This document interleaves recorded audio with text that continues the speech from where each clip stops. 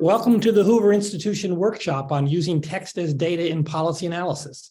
My name is Stephen Davis. I organized the workshop with Justin Grimmer. Today's workshop features a paper on narratives about the macroeconomy. It's by Peter Andre at the Institute on Behavior and Inequality in Bonn, Ingar Haaland at the Norwegian School of Economics, Christopher Roth at the University of Cologne, and Johannes Wohlfart at University of Copenhagen. Here's our format. Peter will present the paper over the course of about 25-30 minutes. Then we will turn to discussion and Q&A. If you have a question or comment, put it into the Q&A box, which Justin and I will moderate.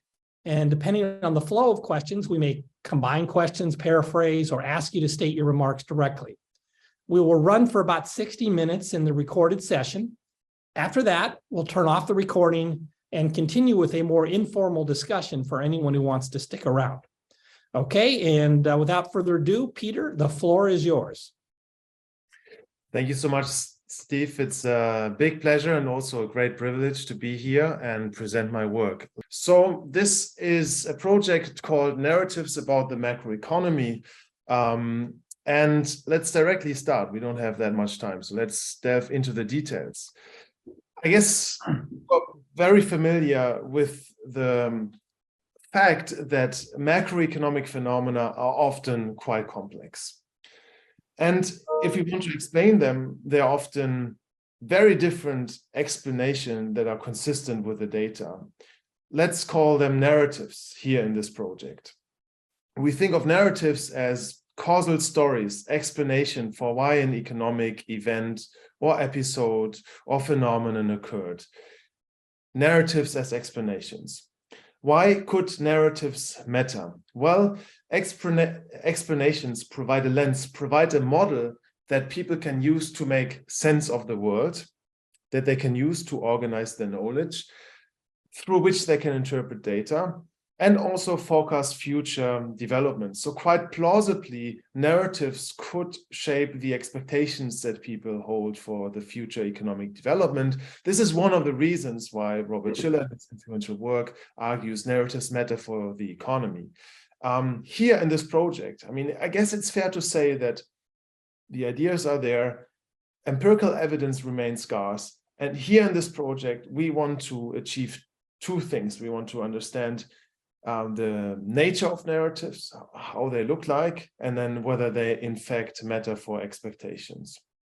So the goal here is going to be to provide empirical evidence on the nature, the consequences, also on the origins of economic narratives, but I won't have time to cover that last step.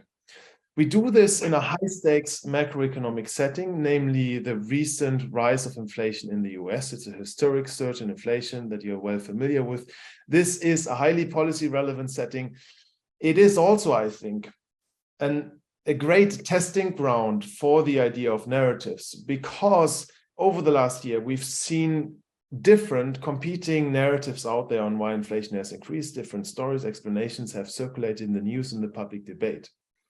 These often came with different implications for the future development of inflation, which could potentially influence what inflation people expect for the future. And we care a lot about what about their future inflation expectations, because once inflation expectations are de-anchored, lose their anchor, things like a wage price spiral, a self-fulfilling prophecy could arise. So this is not only a setting in which there's a rich, like a jungle of narratives out there, we also care about the outcome that they might affect, namely inflation expectations. So I think it's a very good setting to study narratives. And in this setting, as I said, two goals for today. First one is a descriptive one. What characterizes people's narrative? What's their nature? How do they look like? And here, in order to achieve this, we need a measurement tool, a good measure of economic narratives. And this is going to be the challenge, and then hopefully also the contribution of this paper, that we provide one measurement approach to identify, empirically measure narratives. The second question is then whether these narratives actually matter. in the sense we focus on their potential effect on future economic expectations, inflation expectations. And here, the challenge will be to find an experimental way to test this hypothesis. And the contribution is going to be, it's basically like a proof of concept that we can show that in our setting, narratives actually matter for something we care about, inflation expectations.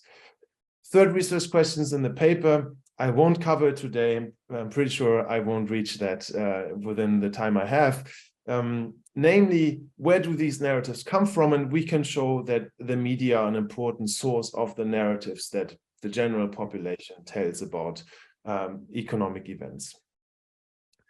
I want to preview the basic approach already now. Our measurement idea starts from open text data. So in online surveys, we will ask people to explain to us in their own words why they think inflation has increased. The big advantage here, why we do this is basically a conceptual idea, a methodological idea. We don't want to restrict people's thought. We want to give them we want to give them the freedom to explain the phenomenon in whatever way they naturally choose. We don't want to restrict them. We don't want to tell them, was factor A or B more important? What do you think? Was it twice more important, 3 times more important? Maybe they think about it in very different ways. We want to leave this completely unrestricted. And the best way to do this is to just tell them in open words. This is how we usually talk about our knowledge. Using natural language, we want to use that. We want to, and people can use their own words, explain to us why they think inflation has increased. Now, this doesn't come for free. There are costs to it. We have much more data than we can digest. So in order to focus on what we care about, which is the causal structure, the causality behind these stories, we will map the text data into causal graphs. And this is an example here. This is one narrative or one causal graph representing an open text narrative, telling the story that the pandemic led to labor shortages. So these arrows indicate causality. The labor shortage has led to supply chain disruptions on global markets. Truck drivers are missing, or people are missing at harvest to unload goods, which was the reason for inflation. So this is one causal graph for one narrative. It's a quantitative representation of a story, and we're going to use this tool to quantify narratives and to make them to feed them into quantitative analysis steps. And a nice side product of this is that this conceptualization of narratives is actually quite close to existing theoretical literature that also inspired this approach. Here I cite a paper of Rani Spiegler and Kefir Elias, an AR paper, where they model narratives theoretically as directed acyclic graphs. So here, the theoretical approach, we use it also in the empirical measurement. And this idea, we will employ it in descriptive surveys to just capture the nature of narratives and explore it, describe it, and we will implement it in experiments when it comes to understanding the causal effect that narratives have on expectations. This is what I want to show you today.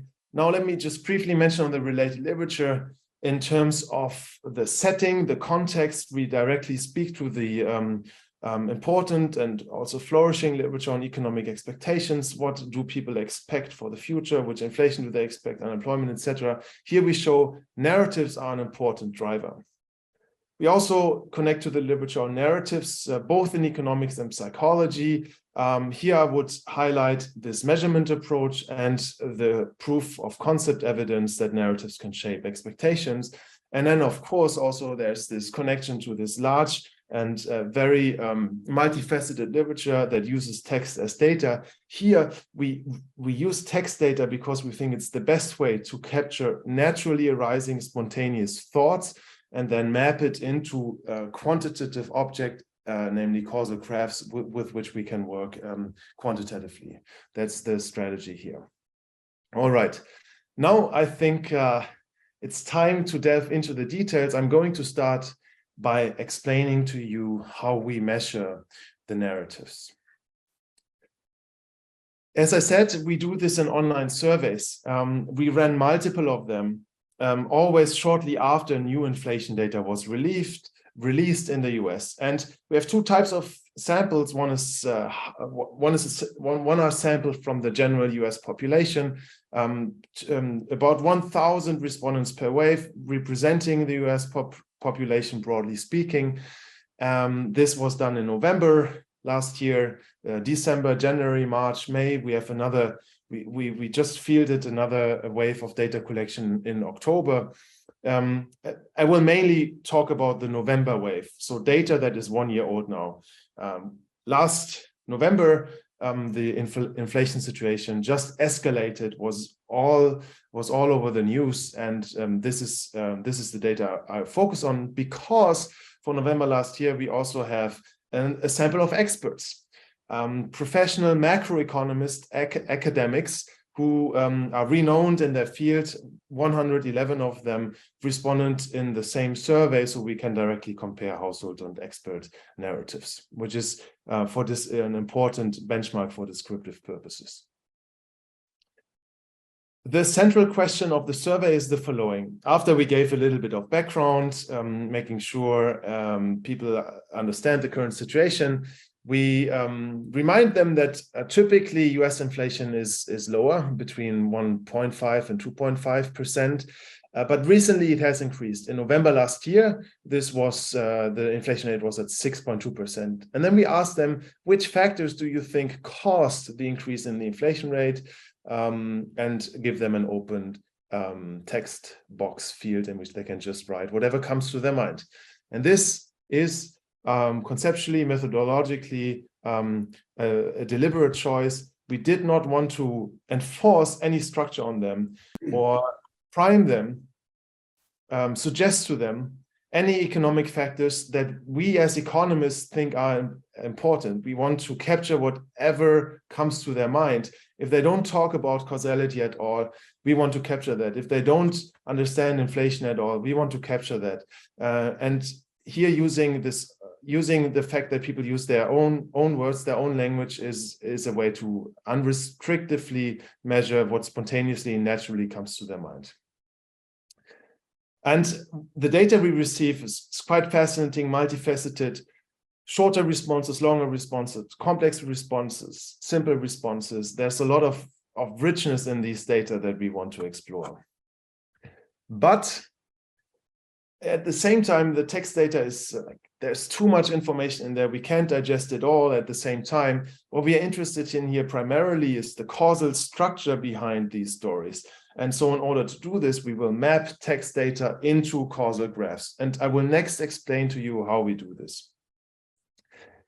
First of all, we don't do it with the help of machines. Natural language processing is great, but detecting causality is quite difficult. Often it's implicitly conveyed, and people have multiple ways to talk about causality, super hard to detect for machines.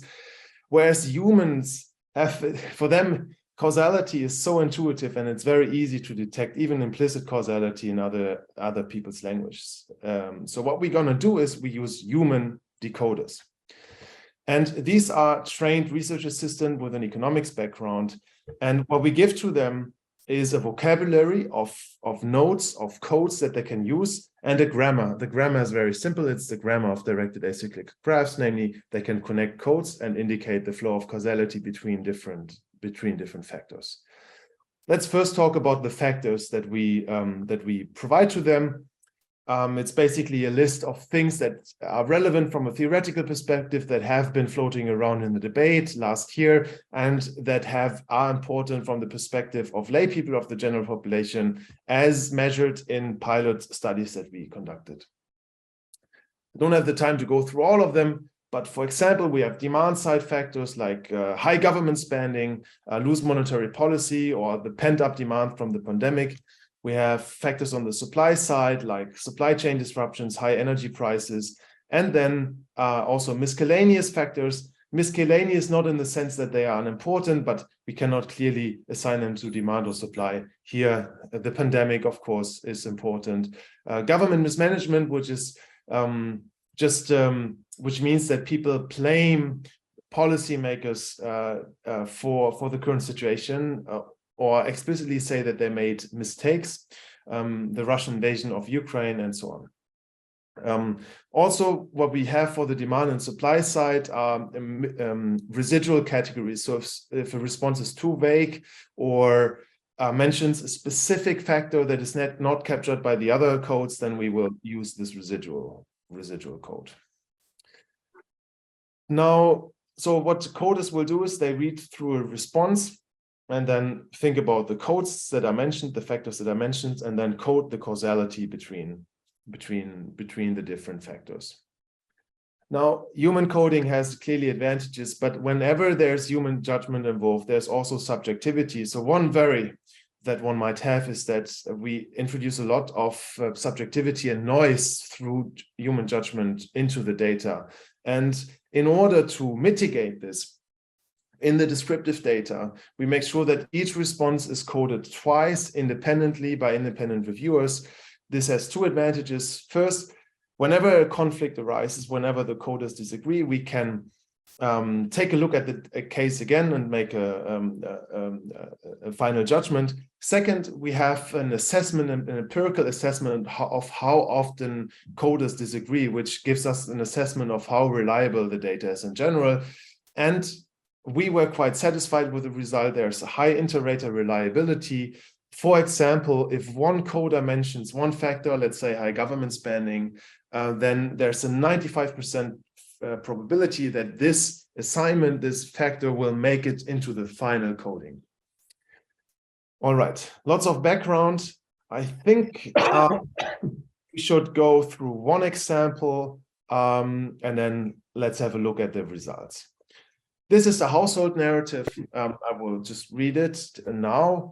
So this respondent says, I think the biggest factor in the large inflation rate over the last year or so is probably the pandemic, with labor shortages and business shutdowns. Because of the pandemic, certain goods are harder to get a hold of and supply chains have been heavily impacted. So here, the root cause, according to this respondent, has been the pandemic. It has led to labor shortages, which you can see here in the causal graph, and to business shutdowns because of the pandemic.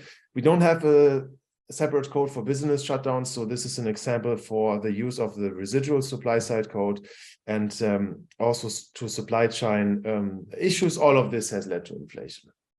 So this is the DAG, the causal graph that two coders independently came up with. All right, and then this we do with thousands of responses, giving us a rather rich data set, quantitative data set on the narratives that are out there. And now I think it's high time to have a look at the results. And the first step, I will show you our descriptive evidence. Now, and to be honest, what I can do now is only to give you a taste of what we can do with the data, because I also want to cover the second step. So this will be more like a first glance that we can have together at the data. Now, first thing I'm going to do is let's compare households' narratives with those of experts. And to do this, I will just derive the average narrative of households and compare it to experts. This is the visualization. It's the average narrative in the following sense. On the left side, households, on the right side, experts. It's average in the sense that every factor is in size proportional to the frequency with which it is mentioned in the responses. And every connection between factors is the thickness is proportional to the frequency with which it is mentioned. I just want to highlight a few patterns. First, experts talk about more factors and more connections. They have more complex narratives. Probably not surprising. Households' narratives are also more fragmented in the sense that they often focus on specific parts of the economy, either demand or supply, whereas experts often talk about both things at the same time. So experts have a more comprehensive assessment of the situation. Among households, we see a focus on supply, on the supply side in comparison to the demand side, and we see narrative elements that we do not observe at all among experts. In particular, the idea that government mismanagement, so the blame to policymakers, it's a very common feature among households. It doesn't occur among experts hardly at all. Also, blaming corporations for being greedy and just engaging in price gouging, increasing prices just for the sake of having higher profits. That's a narrative that occurs among households and is not present among experts. There are fine details. For example, just to give you one example, many households endorse the idea that the labor shortage that is observed has arisen because of high government spending. High government spending leading to, incentivizing people to stay at home and not to work. This is another distinctive feature of households' narratives. Now, we can do many more things. We can, for example, compare the narratives of Democrats and Republicans. They live in very different worlds. Just two sentences. For Republicans, it's basically government mismanagement and leading to too high government spending and the current energy crisis, high energy prices. For Democrats, we see much more focus on external factors, the pandemic leading to supply side problems. We can also study, have a more comprehensive picture of the heterogeneity within the sample. These are household narratives clustered. We use a cluster algorithm to identify distinct types of narratives in the data. And here you see a lot of heterogeneity in two respects. First, there are some clusters that focus on the supply side, others that focus on the demand side. And then we have complex narrative clusters and then very simple mono-causal narratives that occur. So there's also a lot of heterogeneity between households, which is very important if we want to understand their quite heterogeneous outlook for the future. We can track narratives over time. These are repeated cross-sections. Here, I just want to highlight that with the Russian invasion of Ukraine in late February, the narratives abruptly changed. Many people talk about the war and the energy crisis in March and did not do this in January. So these narratives are quite elastic. I mean, this was also quite a big shock for sure, but it shows that narratives can change over time, which matters if we want to think about their consequences for the economy in a dynamic setup. Okay. Descriptive evidence. But now I want to talk also about our causal research question. Do narratives matter for future inflation expectations? The first thing that we can do is to study whether the narrative that someone endorses also correlates with the inflation that she or he expects for the future. That's straightforward. We in the surveys we measure inflation expectations as well.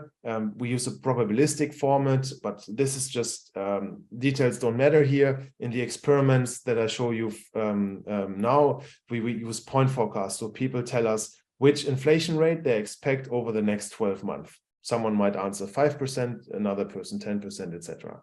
These data correlate strongly with the narratives. But this is descriptive evidence setting the stage, I think, for a more thorough experimental analysis. The first type of experiment that we run is what we call a narrative provision experiment. So idea is quite simple. We give people different narratives about the past. We change the explanation they have for a past phenomenon, the rise of inflation, and see whether this affects the inflation they expect for the future. Specifically, this is an experiment that we ran in April this year on Prolific. And we give people two different narratives. There's also pure control, but I won't talk about this today. These narratives are a pent-up demand narrative and an energy crisis narrative. The pent-up demand narrative is the idea that we've seen inflation over the last year because people could not spend during the lockdowns. Now the lockdowns were lifted and people went on a spending spree, wanted to get rid of their money. We have this buildup of demand and that led to inflation. The other narrative is the energy crisis narrative, namely the idea that the high energy prices at the time are responsible for, are very important for the buildup of inflation. Now, let me make clear that this design is non-deceptive in the sense that we tell people experts think pent-up demand was important, experts think energy prices were important, and that's both correct because recall our expert data, we collected it, it contains both energy prices and also the pent-up demand story, so we can refer to experts here. We don't tell them that this was the only important cause, but we tell them that this was an important cause. Also important is that in comparison, the pent-up demand narrative suggests a low persistence of future inflation. This is a connection that we did not make explicit, but at the time, and we confirm this empirically, people would say pent-up demand is likely to dissolve in the future, whereas they expected energy prices to stay high in the future. So the idea is by changing what they think was important in the past, by drawing on their natural beliefs, already existing information about how these things persist, we can change what they expect for the future. And to check this, we measure 1 year ahead inflation expectations. And what I will show you today is data from a follow-up wave that was conducted a few days later, 1 to 2 days later, where we ask people to explain to us why inflation increased. So this is the first stage. We elicit their narrative, see whether we were successful in manipulating it, and then we ask them to predict inflation. Here are the results. On the left side, the pent-up demand treatment. On the right side, the energy crisis treatment. This is the first stage, the effect on narratives. And you see, oh, I made a mistake. Yeah, what you see is how many people talk about pent-up demand in their narratives, left side, and right side, how many people talk about the energy crisis, comparing the narrative treatment energy with the pent-up demand narrative. And the message is quite simple and powerful. We strongly change the narratives that people have on their mind. In the pent-up demand treatment, people talk much more often about the role of pent-up demand. In the energy crisis treatment, people talk much more about the importance of high energy prices. Does this also have an effect on future inflation expectations? Yes, it does. At base, in the energy crisis treatment, people expect future inflation of around 8%, and for pent-up demand, that's about 0.6 percentage points lower, so quite a considerable effect. In line with the idea that pent-up demand is the more temporary driver moving forward. All right. This is something that we replicate with the monetary policy. So monetary policy was loose in 2021.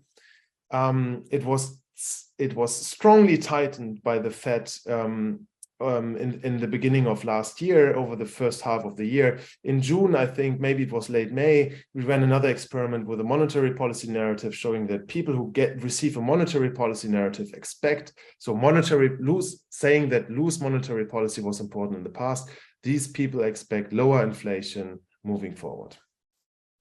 But now we want to test an alternative way in which narratives might matter. Narratives do not only change which conclusions we draw from data that we already have, from information that we already possess, but they might also change how we interpret new information. So in this experiment, we, again, prolific, run also in April, we have a 2x2 factorial design. First, we give some of them a government spending narrative. High government spending was important in the past. Others receive the energy crisis narrative again. We think of it as a control here. And then we cross-randomize an information provision. Some respondents learn that a professional forecaster, this is real data, non-deceptive, professional forecaster expects an increase in government spending and real government spending for the future. And others receive the information, again, this is a real forecast, that a professional forecaster expects a decrease in real government spending. And we test whether people respond differently in their inflation expectations in response to that new information, depending on the narrative they have. This time I show you the results in a table. What you see here are the people who receive the government spending narrative. In panel B are the people who receive the energy narrative. In the first column, I will show you the effect on beliefs about future government spending. And the explanatory variable here is whether or not people receive the high spending forecast, and the comparison group is the low spending forecast. Okay, so here are the numbers, very simple to interpret. In both treatments, those who receive the high spending forecast expect higher spending for the future. That's not surprising. It's basically within the domain of government spending, people interpret the information similarly and update their government spending expectations. Do they also update their inflation expectations? And here we find that only respondents in the government spending narrative, only those who think government spending was important in the past, only they also update their inflation expectations. Those who did not receive this government spending narrative do not react to new information about government spending with their inflation expectations. So the conclusion of this second part of the project is, yes, narratives can matter for future economic expectations, and they matter in two respects. First, just giving people different accounts of the past changes how they look into the future, because they interpret what they already know in a different way. Second, it also changes how they interpret new data, consistent with the idea that they interpret this new data through the lens, through the model of their narrative. Okay. And as I announced, I will skip the third part and will directly come to the conclusion. Just to remind you of what we do in this project, we suggest a measure, an empirical measure of narratives that starts from open-ended text data, because it provides us with an unrestricted measurement of the natural thoughts that people have on their mind. In order to interpret them quantitatively, we map them into causal graphs, directed acyclic graphs, and I've shown you data from descriptive surveys and experiments. The main results, well, one is a set of descriptive results, like there's lots of heterogeneity in the narratives, they differ from experts. And then the main causal result is that these narratives matter. We should care about them as economists because they can affect inflation expectations. So the heterogeneity in narratives that is clearly out there is relevant if you want to understand the disagreement that is widely observed in what people expect for the future. And it probably also matters if we want to manage their expectations, convince them, for example, as central bank, that inflation will come down again. Then it matters to understand with whom we communicate and which narrative the person has on his or her mind. This can matter for how they interpret the new message that I'm about to send. Okay, I want to stop here. I think it took a little bit longer than it was supposed to, like 1 minute or so, but I'm looking forward to the Q&A, and let me already thank you now for this great opportunity, and yes, happy to discuss. Thank you. Okay, thank you, Peter. That was a very clear and efficient presentation. So I'm going to lead off the question. So I read the paper, and my reading of your evidence led me to, I think, a major result that you don't actually see as a result. You don't give much, there's very little attention to it in the presentation or even the paper. I'd characterize the result this way. At the individual level, narrative interpretations of the inflationary surge are highly ephemeral and loosely held. Okay? I think that is a key result, but let me say why I came to that conclusion, which is somewhat different, especially on the ephemeral part. So there's a nice little exercise that you do in the paper that you didn't talk about in the presentation, which is you re-interviewed some people 3 days later and again asked them for their narrative explanation of the inflationary surge. And you obtained a result that you said, wow, this is really good news for the consistency. And your basic result, and you correct me if I don't get it quite right, is the correlation between the first time you ask somebody for their narrative interpretation and the second time, 3 days later, measured with respect to these causal graphs, is about 0.6 or 0.65, something in that range.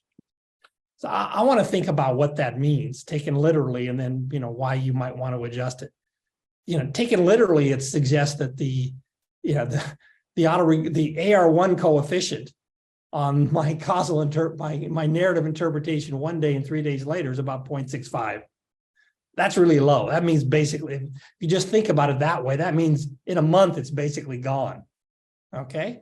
Now, there are a couple forms of measurement error that are in play here that you want to think about. One is, as you talked about, if you have the same human reader interpret somebody's narrative interpretation, they're not perfectly correlated. You know what that is. So you can adjust for that form of measurement error, and I think you should. You should tell us what's the correlation adjusted for the noise in how the narrative interpretation gets, the words on the page get translated into one of your DAGs. That you can do. That's going to lead to an upward adjustment. There's another kind of noise or measurement error that's a bit more subtle, that I don't think you can measure directly, but you should talk about, and you should the implications of, which is if you ask somebody to give you their narrative interpretation of what happens, and you ask them on 2 different occasions, they may hold the same beliefs, but the way those beliefs get translated into words is going to differ between the two instances. So I think there's the measurement error is going from the beliefs that I hold about what happened to the words I put on the page. There's also noise in that.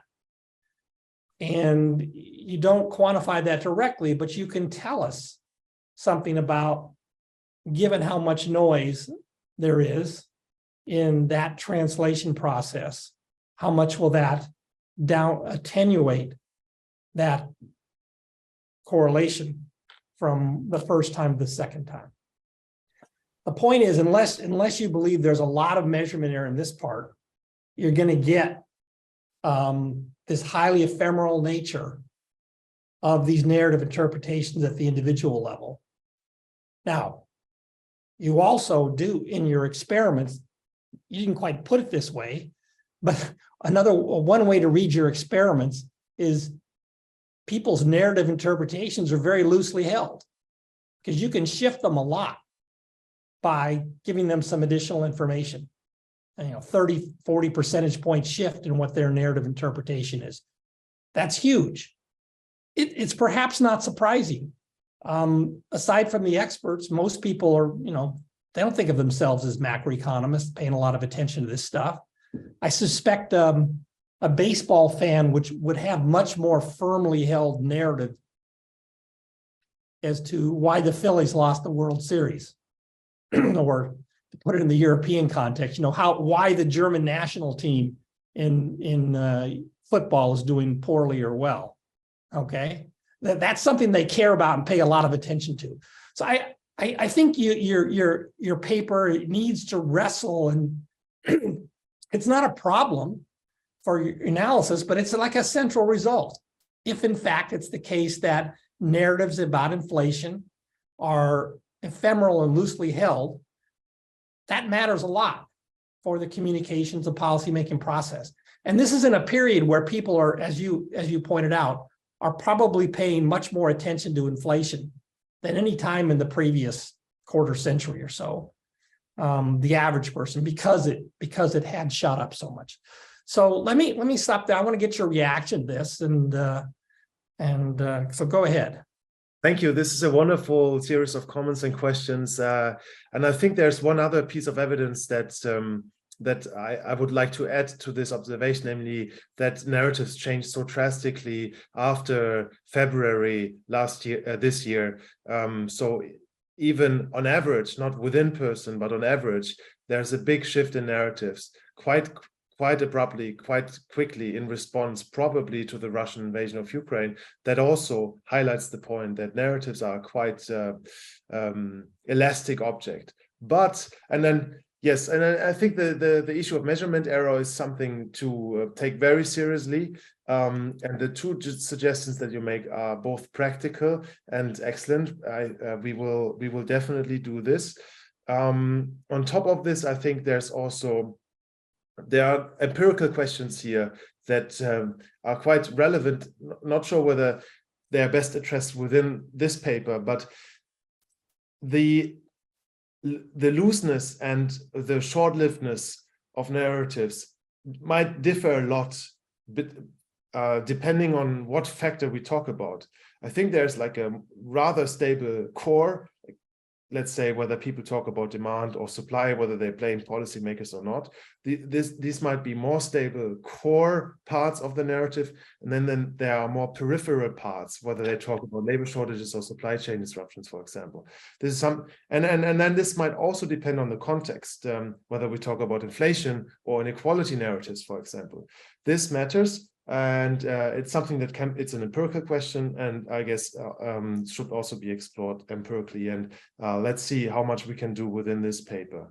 And I also want to comment on the observation that the experimental manipulation, like providing people basically half a page of text on saying that energy prices were important in the past, that this has a strong effect on people's narrative. That's right. But that's also right only in one respect, namely that people now also mention the energy crisis. Like there's more to narratives. It's a full deck in our context. And we focus in this experiment also for convenience, for like focus. We focus on this one link, and we are able to shift one link quite dramatically. The full narrative changes by much less. The overall effect is way smaller if you think, if you want to think about it this way. Yes, thank you so much. That was a great question.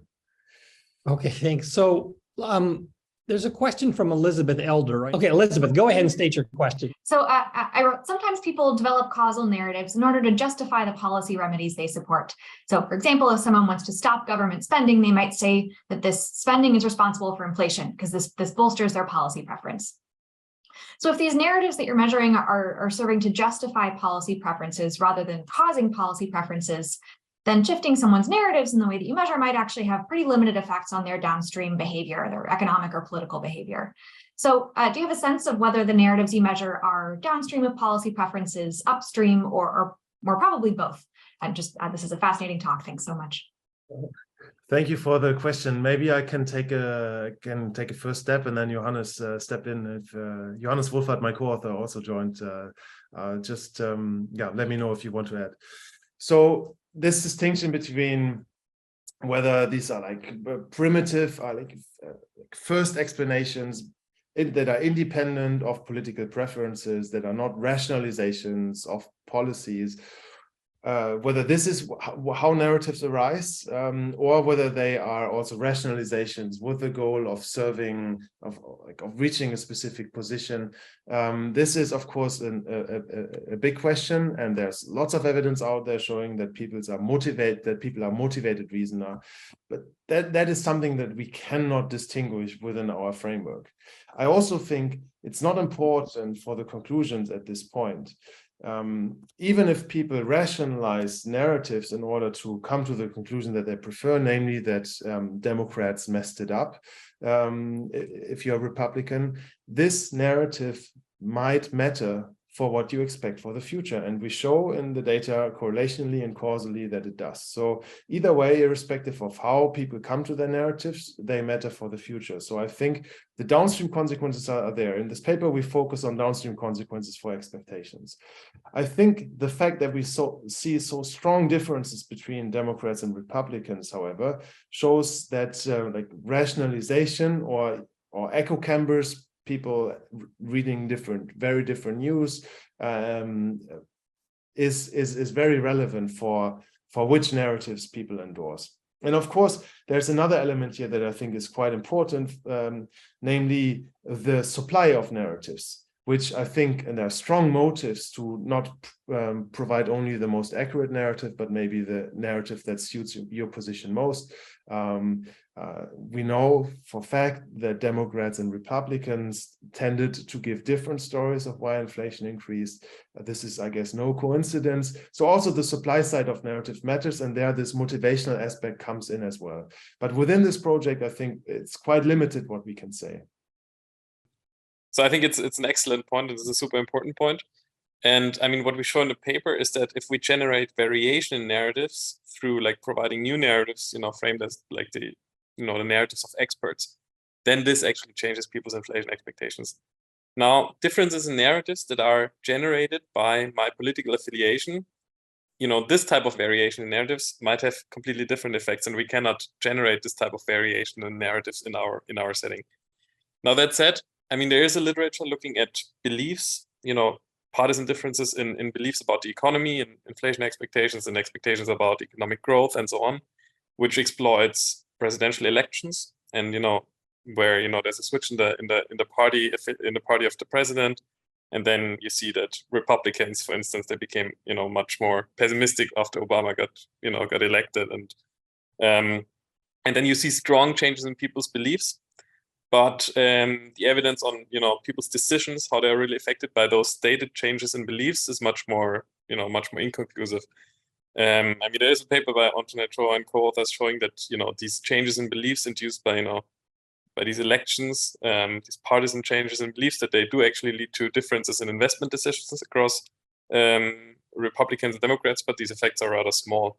So I think there's a lot, there's a lot of evidence out there, like pointing to exactly what you said, that a lot of this is just, like a justification or a rationalization, and that these political, the difference in narratives that is caused or, driven by my political affiliation might actually not matter for my decisions in the same way as, another change in narrative due to some other reason might actually affect my decisions. Okay, thank you. I'm going to read a series of related questions from Nina Karnook. These are basic. She's going to ask, you'll see basic fundamental questions that I think are somewhat outside the scope of your paper, but they're probably on the minds of others. So let me state them and get your response. First, how much does it matter for the economy what narratives people have about future inflation? Okay, it's really a question about macro models, but I think it's a good one. And how much does a change in those narratives potentially matter for the economy? And then third question related, are we sure that having the right from an academic perspective narrative among the population is necessarily better for the economy? So why don't you see if you can give a reasonably succinct response to those questions. Okay, I guess I can also first stop sharing my screen if that makes for, because I don't need the slides right now. So let's make the pictures a little bit larger. Yes, stop share. Perfect. Okay. I mean, these are very difficult questions. I think basically setting the stage for a whole research agenda. And I hope I don't disappoint you to say that within our project, we can only stay silent on these issues. We think that the paper makes or puts forward the idea that narratives matter for the economy because they affect expectations. We care about expectations in our models. There's empirical evidence showing that expectations matter for the economy. Now the question by how much, that one is very difficult. Also because within the experiments, we are only able to test the effects of one-time provision of narratives. But in real life, narratives are all around us all the time. So one thing is to understand what the effect is of one-time provision. The other question is what narratives in general and narratives in the media, etc., what their cumulative effect is.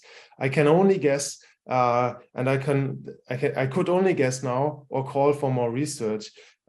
It's very difficult to assess. I think narratives need to be explored more in order to, and it would be a mistake to not doing this based on an assumption that they're quantitatively maybe not so important. It's hard to say for me. Maybe Johannes wants to say more to this later. Now, whether the right narrative is necessarily better from an economics perspective, I think this is easy to disprove. I mean, right now, the many central banks want to get inflation down. Let's just assume that this is what we want from a policy perspective. Seems not very controversial. Then I think you would like to have narratives in the population that say that the buildup was due to temporary factors only, which of course is not necessarily the true narrative. But then I think we also should keep in mind that this is not only about, I mean, narratives might have an effect on economic expectation, hence the economy, but they also matter for democracies, for politics, and there's a value in truth that goes above and beyond what we economically expect for the future. This is also fundamentally a difficult question to answer, but very exciting questions. Thanks. Yeah, an interesting, good response there. So can we let Erin Carter have the mic? She's got a couple sets of questions. Erin, can. Okay. Yeah. So my question. So two related questions. Feel free to pick whichever one you find most interesting. So first, I was wondering, from the text response boxes, it seems that if you did like a pretty basic, just like top n-gram approach or most distinctive n-gram in Republican versus Democratic responses, you would get pretty similar concepts, I would guess, from what you came up for in your causal explanations that are hand-coded. So I'm curious what you think your sort of, very labor-intensive, carefully coded approach adds beyond this sort of most simple n-gram approach. If you think you'd find consistent responses, or did you just do this because you thought hand coding would work better? I'm just curious how you thought that would differ. Second, so political scientists find two related things. So one is that political messaging has pretty substantial effects, but the half-life of political messaging is only around a week. So people believe political ads that they see, it affects their views, but it decays pretty quickly. Similarly, relatedly, political scientists find that elite framing really matters. People take cues from their Republican or Democrat elites, and that's what they believe for economic policy. And of course, citizens live in a complicated world where there are these dueling explanations for inflation on TV. So I'm curious how those things sort of would affect your results, and kind of what do you think is the most important long-term effect of these narratives? Like, do you care about how people vote or how people say they would make different business or consumption decisions? And I'm curious if you looked at that or are planning to in your experiments. Thank you. Okay, thank you. Wonderful questions. I will start with the second one. The half-life of the effect of a narrative provision on people's own narratives might be quite short. I think that's a plausible assumption for any given narrative provision, but then there's again, narratives are all around us every time, so the cumulative effect might be very different. Now, if we want to understand the cumulative effect, I think it also becomes very interesting to ask, which narratives do we hear most often? Which narratives are mentioned by those people we trust most? These are all things that will matter in practice that we cannot speak to right now, but I think that are relevant to explore. Also the question, what happens if you listen to two conflicting narratives? Like one narrative saying A was important, the other narrative saying A wasn't important, but B was.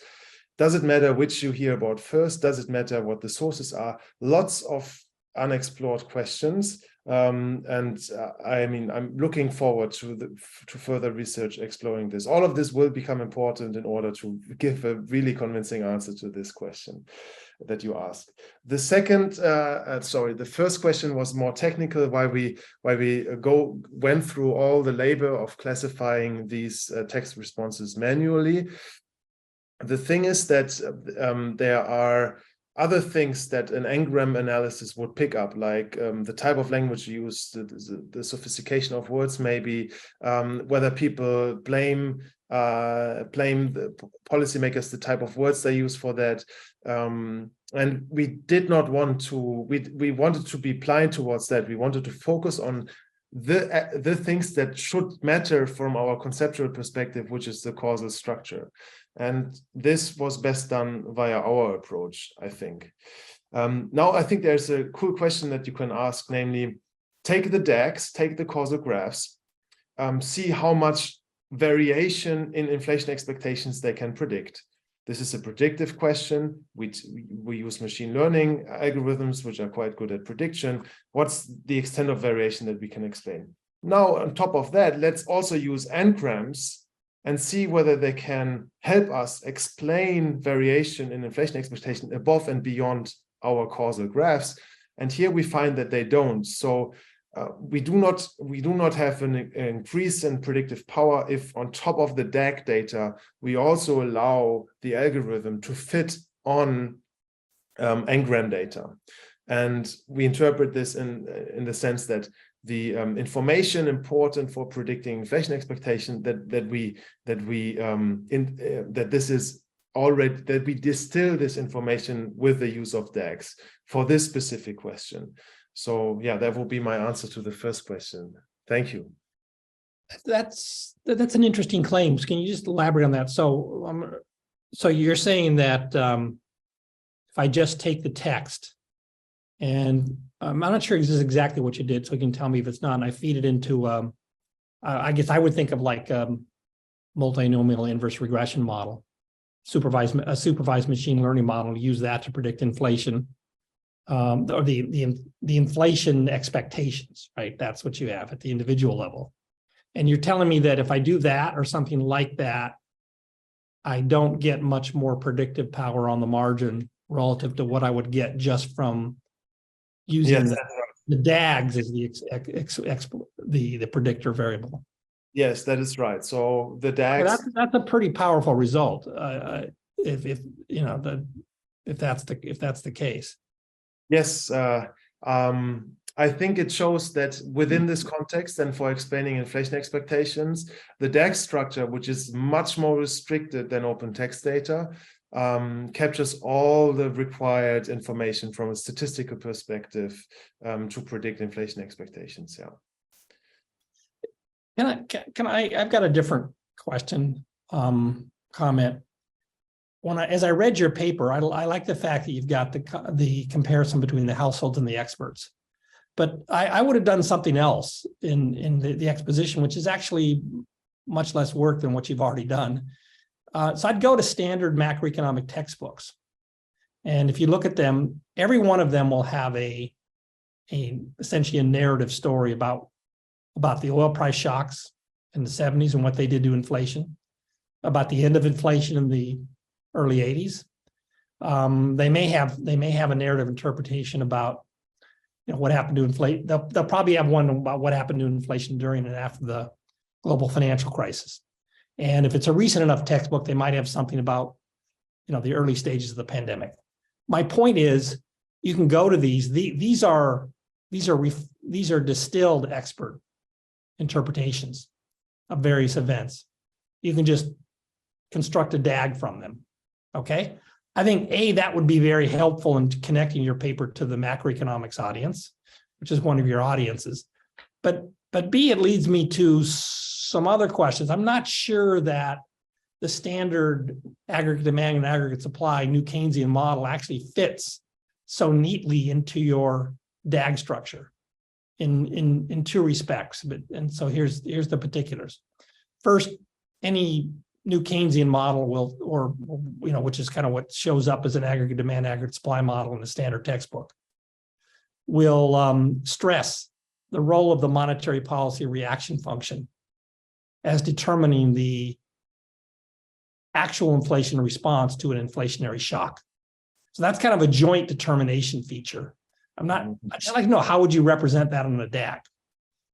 Second, take a standard Phillips curve, central ingredient in a new Keynesian model. It says current inflation depends partly on expected future inflation. That's what it says in part. And in turn, then there's a question of, well, what drives expected future inflation? And in many models, that's partly recent lagged inflation. So that's not really an acyclic structure, because that says that lagged inflation, expected future inflation, current inflation are all jointly determined in some sense. So I'd like to just know how you would represent that causal structure, which is a cornerstone of pretty much every new Keynesian model. That would just, so you get the point. I'm not actually sure that your DAG structure can capture what is the most standard macroeconomic model of what drives inflation. Thank you, Steve. So we interviewed experts rather than going and revisit textbook description of old cases, because every time is different, so to say, and there are lots of specific characteristics of the current situation, like the pandemic, and then later also the high energy prices due to a war situation. All of this is very specific to the current situation, and I mean, in general, experts' responses are informed by all of that knowledge that you refer to, but we wanted to have a situation-specific benchmark. That's the reason why I get that, but I want to push back a little bit. Look, if you take the line I just suggested, and this is the conclusion I came to, a DAG is not a complete model. A DAG in a particular episode may reflect, especially for an expert, their application of the model to the episode. And so, of course, in that application, they're going to stress the parts of the model and the world as they understand it that are most relevant to that episode. Nonetheless, it is a useful exercise for you in thinking about how DAGs relate to models, to take an expert interpretation of an event in the past that is informed by a model explicitly and write the DAG.